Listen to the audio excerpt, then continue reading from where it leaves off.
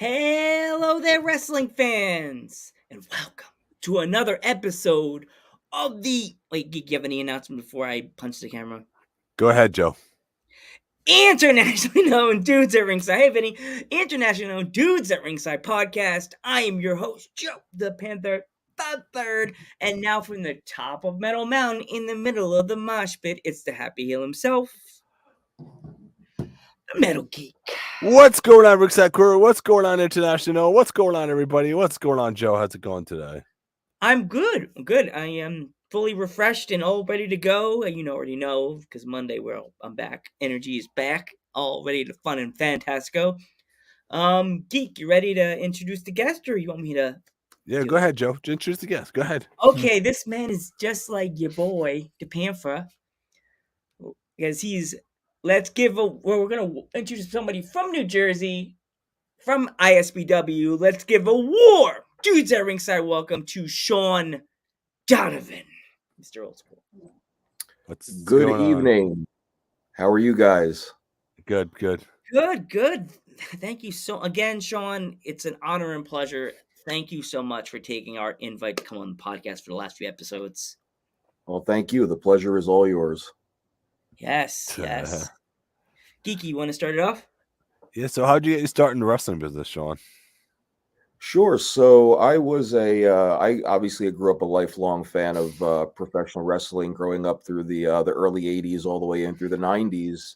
And it was actually perchance through a family member of mine. Well, became a family member. He ended up becoming my brother-in-law. But for many years, the gentleman in question dated my sister, and he and I shared a very mutual love for pro wrestling, and he's the one that kind of introduced me to, at the time, independent wrestling, which was very big in the East Coast area throughout the mid '90s into the early 2000s. But through going to those shows, I had met a local promoter by the name of Michael Illians, who was known around the East Coast circles as AJ Sparks, who had ended up co-owning a school with a local journeyman by the name of Kevin Knight. And that's how I ended up getting my start. I was going to a lot of independent shows and saw that there was they were doing a fantasy camp where it was a one-day camp where individuals who had no prior wrestling experience could join this, and the winner or the person that kind of came in first through everything would be given free training. And at the time, I was going to college and working a couple of jobs and couldn't afford what the full tuition was, so I tried out at the camp. I came in second, and while they pulled me aside and said we couldn't give you free training, they offered me half, and I cut a check that day, and that was in early 2001, and here we are in 2023. Yeah. There we go, Joe. All right. So all those times ago, who trained you, Shawn? So I learned all of my basics and was trained by Kevin Knight, who's a local journeyman in New Jersey. He had a very great foundation for the basics. I also learned a lot of basics in psychology, also from another independent gentleman by the name of Biggie Biggs. Learned a lot of behind the scenes psychology from AJ Sparks and numerous others. But I give my full roundabout credit of training to the legendary Chris Candido, and also through numerous camps and seminars with Dr. Tom Pritchard, who I regard as the greatest wrestling trainer in history. Wow. He's trained right, Geek? So many of the guests we've had on our podcast the past 2 years. Yeah. It's like we had clips of it. Everybody saying Pritchard. I was like, geez. I can say that I'm very blessed by the training that I received a lot early on between those two, and then a lot of help from a lot of others like Rip Rogers throughout the years. I attended so many different seminars that I akin to my my journey in the wrestling business. But those two are the ones that I credit the most with training me with pretty much every arsenal that I need to survive for the last 22 years in our industry. Yeah. So what are some of the advice that they gave you, let's say? So yeah, one of the biggest things that I was taught by Chris Candido a lot was, he would teach myself and a lot of the young wrestlers at our school a lot of different things as he would come up and help train us. But he would always tell us that, I'm going to give you all this information, but you're not going to understand it right away. And it might happen during the course of a match. It might happen while you're in the car driving, but eventually that light bulb on some of the things I'm teaching you is going to go off. That was definitely one thing that Chris Candido always taught. And the other thing, from Dr. Tom Pritchard was, it's all ice cream. It's just different flavors. And what that was meant to be is not just, how you perform in the ring, but also your persona. Everything of what we do is ice cream, but there's more than one way to do something. And that was something that really helped me early on with Dr. Tom, was keeping an open mind and an open eye on everything that's being done and know that there's another way to do it. Yeah, that is so right. There's just so many different styles and so many different ways of working, and so much different workers. Everybody learns from everybody else. So it's like, you know what I'm trying to say, or Yeah, because early on in my training, and again, no qualms to my original trainer, Kevin Knight, with teaching me the basics, but his level of psychology was always centered around that late 80s to early 90s WWF wrestling, which was a very basic character-driven style. It had one simple formula. And, again, because of Dr. Tom, I ventured out into other areas and got my understanding of the wrestling business, working in different areas, not necessarily, they're not no territories, but, the style of wrestling on the East Coast is a lot different than going to the Mid-Atlantic area or going to the South. When I've wrestled in the South, like in North Carolina, to this day, you can grab a headlock and the place is going nuts. But in the East Coast, if you grab a headlock and sit with it, the fans are going to get bored, because the East Coast fans have been very spoiled for many years with a lot of the incredible acrobatic wrestling that's going on today. So that really helped me very, a lot early on, in terms of just keeping that fresh eye open and just learning that there's more than one way to do this.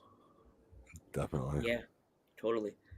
So, what is it like to wrestle with like the younger talent now that's in the independent scene on the Mhm. Jersey, the East Coast side? What is it like to do that now with the younger talent? Incredible.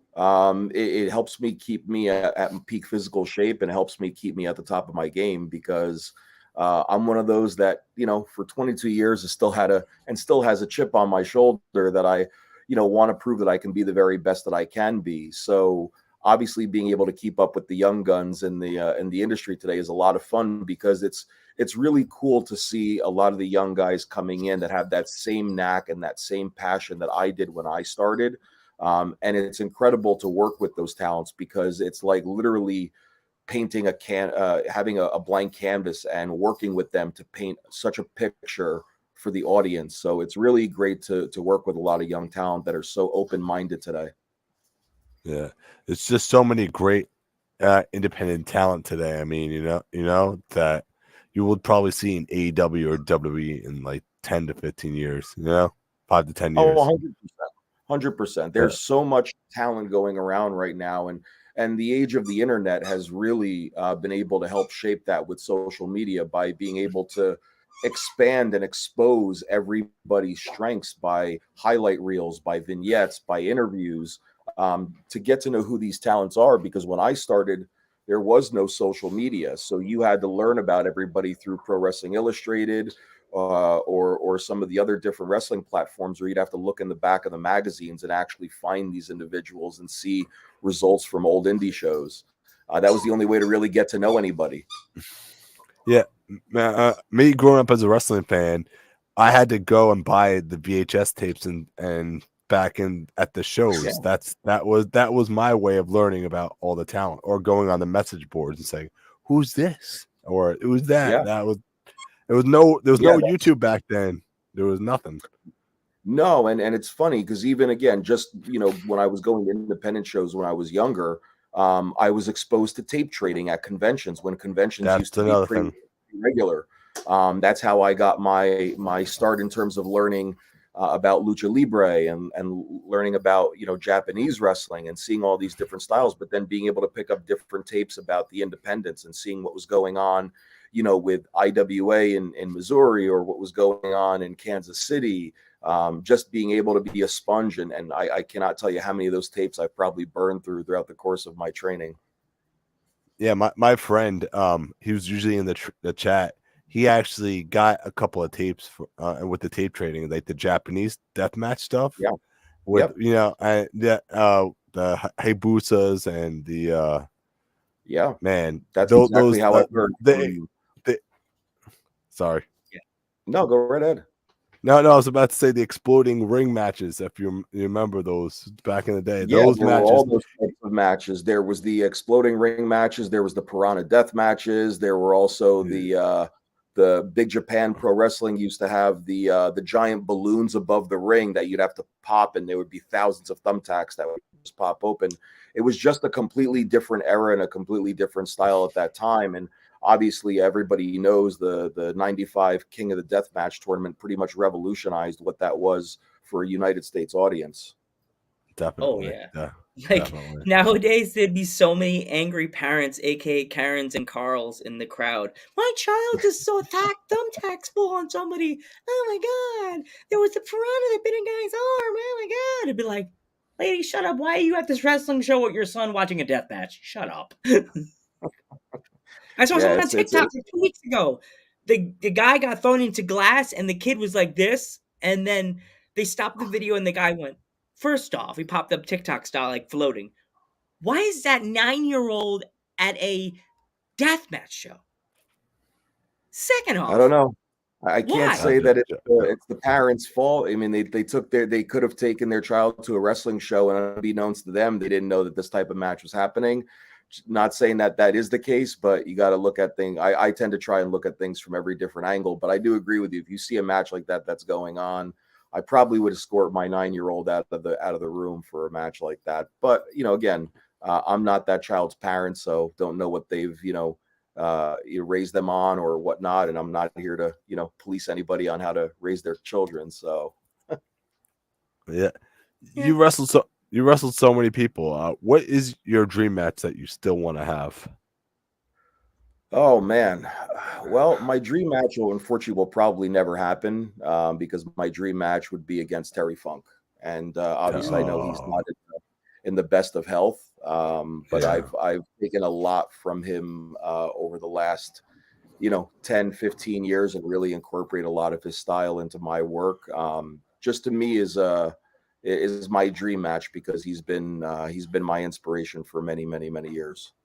Wow, that's I amazing. Did was you ever about to get say, to meet him? Terry, he's crazy enough to get back in his young older years, but like, he's probably not doing very good. But I could He see him would going, you know what? You want to fight me? Help me out of my wheelchair. Put me in the ring. he would be willing, and He he'd be like, probably no would thanks. be.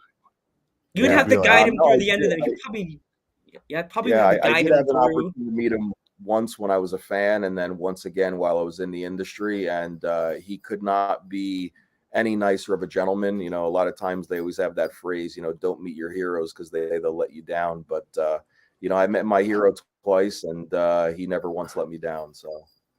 Mm. wow, that's an amazing story, man. Did Terry ever give you any advice or?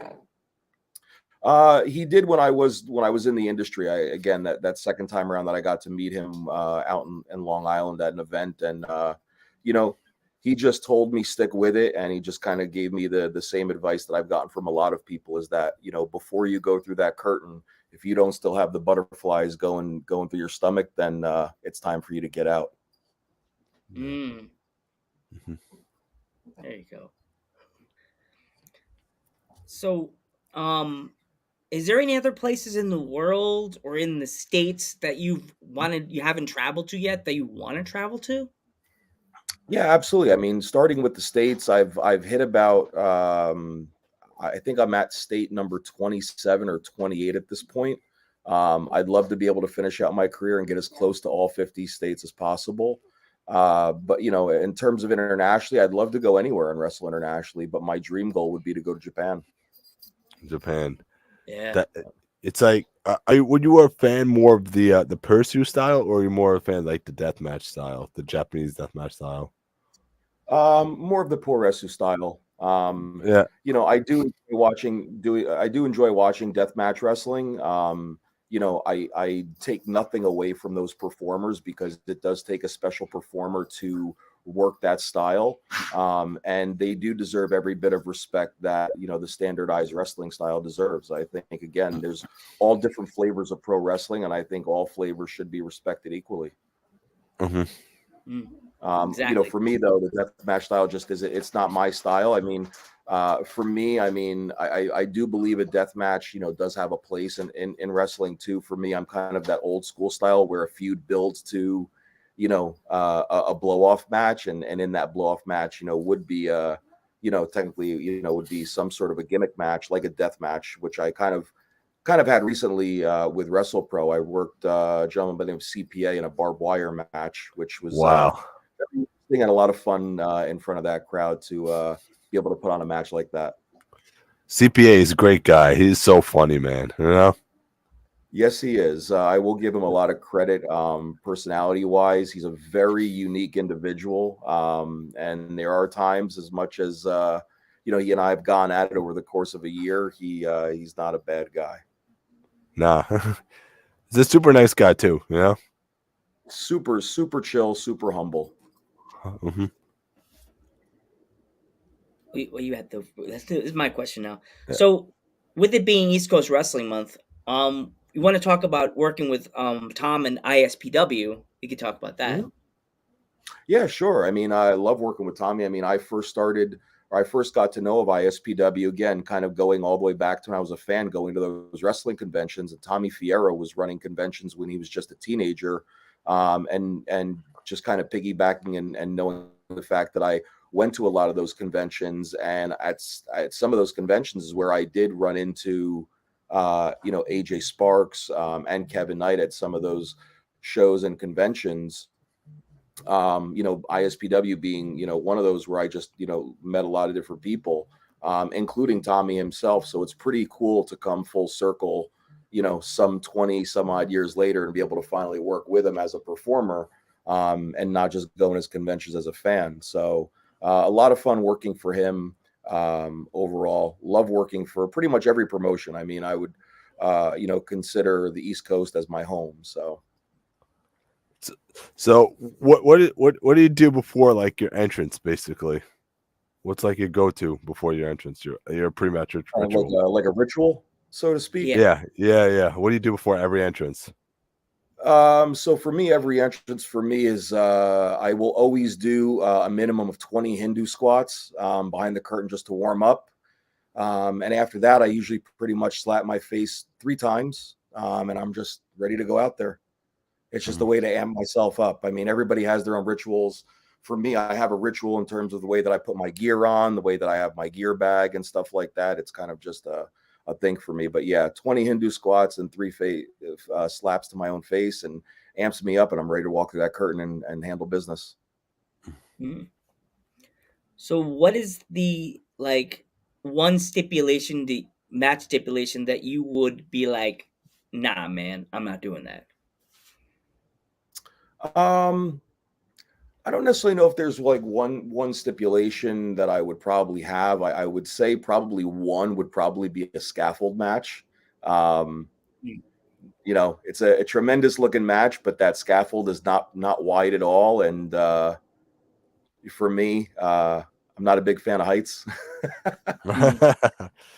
So if you go back to watching those old like 80, 86, the Skywalker matches with the Midnight Express and the Road Warriors, you'll see there's like at points where I think it was Bobby Eaton who's afraid of heights, and like you could see him like almost the entire match. He was trying to do the match on all fours because he was so afraid. So that would probably be me up there. So that's probably one stipulation match. I'd probably be like, yeah, not for me.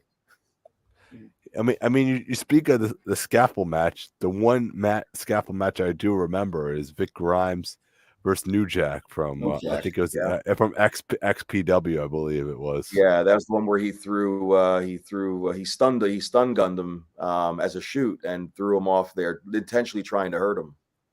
Yeah, was it 30 tables or something like that? It was something 30 ridiculous. tables. I think he missed half of them. I think he only went through like 10 of them. Oh, geez, man! Right? Yeah. And this is why Joe and Geek decided to stay behind the microphone. I have that clip burned into my mind right now because I've seen it so many times. Oh, jeez. I It's, was watching it's, something and my friend said, "Oh, there's something you need." I think my dad's like, "Oh, there's something on TV you need to watch." And I was like, "What's that?" And it was that. And I'm like, "Did you know that I've been scarred because of this one show, one match?" Dad, I went upstairs, texted my dad, "Watch it." And all I heard my dad go, "Holy shit." Heard through the floor, I heard him say it. And I'm like, came upstairs like Stewie with Brian. "What did you learn?" That's what I told my dad. "What did you learn?" yeah, yeah. Crazy stuff. I mean XPW, and the thing is, that XPW intro was in the XPW intro, that spot. Yeah. Yeah, so that's something. And then XPW is back, by the way. So Yes, it is. Yeah, actually, one of the promoters that I work for works behind the scenes heavily with XPW. So, again, nice to see another place back that gives performers another place to ply their craft. definitely, yeah. Mm. So Shawn, what would you say your favorite food is? Favorite food? Yeah, My go-to is always pizza. pizza. Ooh. Yeah, What kind of pizza though, Sean? Yeah. Wow, I love a lot of different types, but my go-to is always pepperoni. pepperoni. We could hang. Uh, yeah, as But long as you since didn't we're on say a pizza pineapple. topic, see, that's where I'm going. See, I have to say it. Pineapple does belong on pizza. See, Okay. that's good to know, man. All right. He lives in a house with a bunch of Italians. They're all upstairs doing this, they're shaking their hands. How That's can you do exactly that what to my the family pizza? does. Growing up in an Italian household, that's all they did. I've learned to talk with This my hands like this. It comes naturally. I love is that emoji. Like any Italians you're talking to, you just send them Yep. this, like, and they're like, "Ha ha ha! You're so funny." It's pineapple about does time we not put our belong own on emoji. pizza. Yeah, Yeah. It's all good. You know what I mean? Everybody's entitled to how they feel. You know what I mean? But for me, I'm a lover of pineapple on pizza. Yeah. yeah, It's got to be yeah. made the right It's way. like You won't ever see me order pineapple and ham pizza from Domino's. That's for sure. So I mean that they do have some weird stuff out nowadays. They got like Peep soda. I don't know if you heard of that. yeah, I have. Yes, yeah. There's some weird Peeps Pep. incarnations of stuff that's out there these days. Ugh. Like they have, was it dark chocolate, no, raspberry chocolate vitamin water or something like that. That's brand new. It Never just heard of came that out. one, but that's No, oof. that's That new. sounds. And then Dr. Pepper strawberries and cream, that's the new one. I It's had actually I've seen that, and I have actually been interested to actually try that, but I'm not it's gonna not shell bad. out. Yeah, I'm It's not not gonna bad. shell out all that money just for a case until I can just taste one. the one I Actually, that's just my tried when I go-to was now. My go-to is always Dr. Pepper Zero Sugar. Dr. So there you go. You need to try the new flavor. I'm somebody who works for Coke, and Okay. the new flavor is not that bad, you know. Okay. So I got to yeah. give it a shot then. On your recommendation, I will try it. like the one I had when hey, what's going on, man? The one I travel when I was going to see my sister in Brooklyn, I tried the Dr. Pepper cream soda. I thought it was gonna suck. It was No, it's delicious. very good. It's I very love good. cream soda, so I was like, "Where's my pastrami sandwich? Where's my corned beef?" Like, It's a I different need it's a right now. different twist on cream soda. It's not cream soda. It's Dr. Pepper and cream soda. So they put that Dr. Pepper mix with the cream soda. So it's not a bad mixture at all, though. It blended very well. Yes, So I have to agree. That's three yeses, three thumbs up on that. and yeah, that one, the dark berry is pretty good too. I don't know if you tried that one. I have not. I'm not a berry person when it comes to drinks. So Mm-hmm. I if I'm at a restaurant, I if I'm like in a real good mood, I'm eating something I really love, like nachos or a slice of pizza, a nice well done pizza. I'll grab a Coke or a Pepsi or a Dr. Pepper or something, whatever I'm in the mood for. But 9 out of 10 of the time, I'm like, do I really need the sugar? So I just grab a Pepsi. I just grab a water. I'm like, can I have there you go. water? You know what I mean? The new Coke creation is to die for. I'm not the biggest You got fan. me there. It's like I stepped on a tack. Dude, it just tastes like someone left their Slurpee out too long. It just tastes like a melted Slurpee. It doesn't sound very appealing. No, it was very sad. I It's was like, more the new in the movie you're talking about, because the yeah, Coca-Cola movie it tastes kind of like Coca-Cola mixed with coconut flakes. Like Sounds interesting. they put coconut flakes in it. So that's, I and then you was taste a sort little. of sad because I was like my coworkers, oh Joe, you're gonna like it. Your friends for Coke, you should try it. You should try it. Now I'm just like, okay, Coke move. Okay, who left their Slurpee on the counter? I just drink their Slurpee? What the heck is this crap? Like, man, it was mid. It's a 3.5. Starlight wasn't that bad though. The Starlight one wasn't That bad. was the other one, the blue label, right? That was like the purple and like the Oh, okay. different. It says it's coconut and vanilla. So Oh yeah, coconut and vanilla. that's the he's talking about the move. Yeah. Oh yeah, I didn't like it. It had one taste and then it went to the other taste, and I'm like, if I'm drinking a soda, I want one flavor. I don't want 5 different flavors to go. It was this, no, it was that. Like, it's a soda. Treat it like a soda. So It's a so treat. so Sean, where do you see yourself in 5 to 10 years? 5 to 10 years, I would like to see myself still involved in the wrestling industry. As a coach or as a trainer, perhaps with a national organization. I mean, right now I am one of the trainers for Pat Buck's owned Wrestle Pro company. Pat Buck, Wow. who is one of the producers for AEW, so I'm one of the coaches there, along with LSG, and also Bobby Wayward is a coach there as well. But we have a lot of people that come through the doors, as guest trainers to help and just some of our main roster guys always stop by to get in the ring with our students. But definitely see myself in that coaching role because I have such a passion for teaching the younger generation now. Everything that I learned and all the things that I wasn't taught in the beginning that I learned along the way. I love giving that information to that now to these guys so that they have all that foundation and fundamentals that they need to go out into the world of wrestling and make a name for themselves.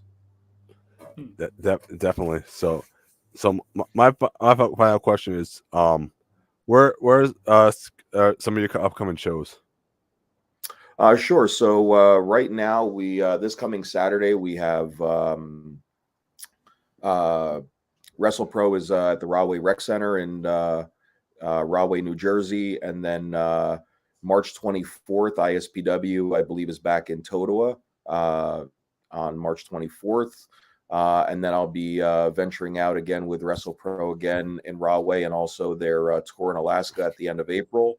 And then moving into June, there's some things that are lined up that I can't really discuss yet, but mostly just Wrestle Pro and ISPW for the next couple of months, just because my schedule is a little lighter for the next month or two, just because I'm dealing with some different personal things in my personal life that need to require that attention. So once that's taken care of, I'll be back in the mix on a regular basis. And do you have any social medias or? Yeah, so I have 3 social media. So I have Facebook, which is just Shawn Donovan, and then my Twitter and Instagram handle is Shawn Donovan01. Okay. Mhm. My last question is, who made your gear so like our fans can know? Sure. So I originally started with a local guy by the name of Brawley, who's known throughout the East Coast a little bit, and even some other areas as Strong Style Gear. And then from there, I was getting gear also made by Main Event Gear. My vests and stuff were made by a female seamstress out of Pennsylvania by the name of Roxy Guns. But now currently I get my gear made through a gentleman by the name of Break Night Creative. And also I've gotten some entrance gear made by Killa Custom Wear. That's awesome. So thank you so much for coming on the podcast and taking the time out, Shawn. No, thank you guys. I always appreciate the opportunity. I always love to talk shop. So if there's ever an opportunity to come back on and talk some more shop, always willing. Mm-hmm. Awesome. I'm Joe Panther the Third. I'm the Metal Geek. And I am Shawn Donovan. And we will catch you in the next one.